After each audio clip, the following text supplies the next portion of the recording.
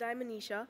We were interviewing Damon Buffini, a founding partner of private equity firm Primera, in which he talked about the importance of education, high aspirations, and always believing that you can do whatever you want. He also mentioned that your personality and people skills are a vital part in your success, as well as working hard and always trying your best. Overall, this experience was inspiring. I'm Anisha. And I am Bhumini. This was the BBC News School report. Morning, everybody. So I was born in Leicester in 1962. I was brought up by a single parent. So my father was American. He left when my sister was 1 and I was 2. Went back to America. My mother brought us up on her own. Anyone know where Thurmby Lodge Estate is? Yeah. Anyone been to Thurmby Lodge? Come on. Thurmby Lodge. So I was brought up at Thurmby Lodge. I went to Thurmby Lodge infant school. I went to Gateway Grammar School. And then I managed to get myself into Cambridge University and then Harvard Business School. The point of that slide is, basically, I was sitting where you were, right? Thinking about my GCSEs, thinking about my A-levels, thinking about what I was going to do with my life, right? And I was living on Thurmby Lodge Estate. So I hope that's got some resonance for you. So what I talk about now, I've sort of done it from where you're sitting. These are personal observations. You may agree with them, you may not.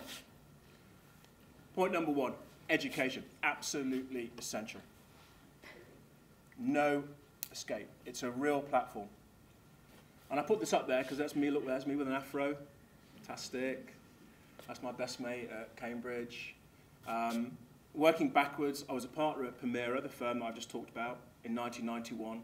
I graduated from Cambridge in 1984. I was living on Thurmby Lodge Estate in 1980.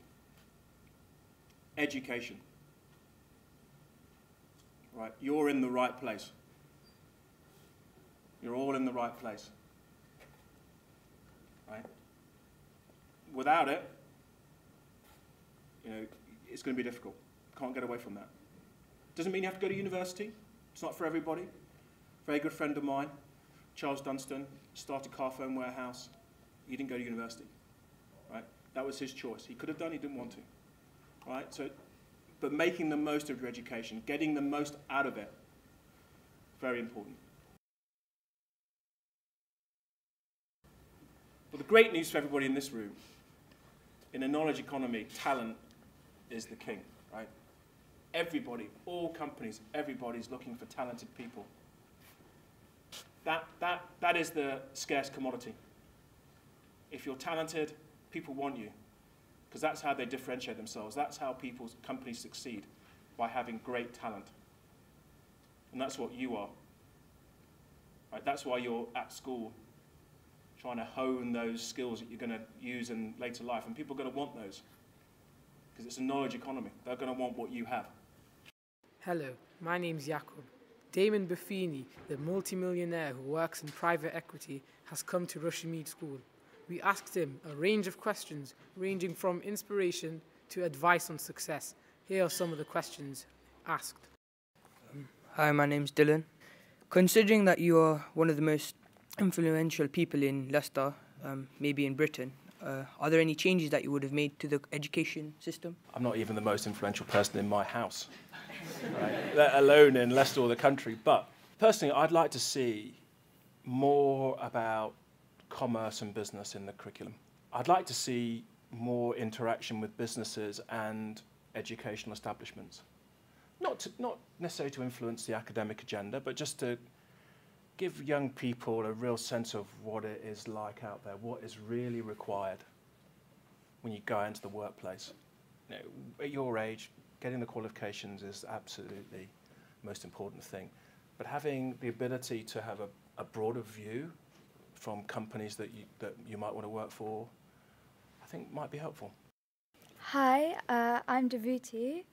Bearing in mind the Race Relations Act was passed in 1976, did you have any difficulties growing up? If so, how did you overcome them?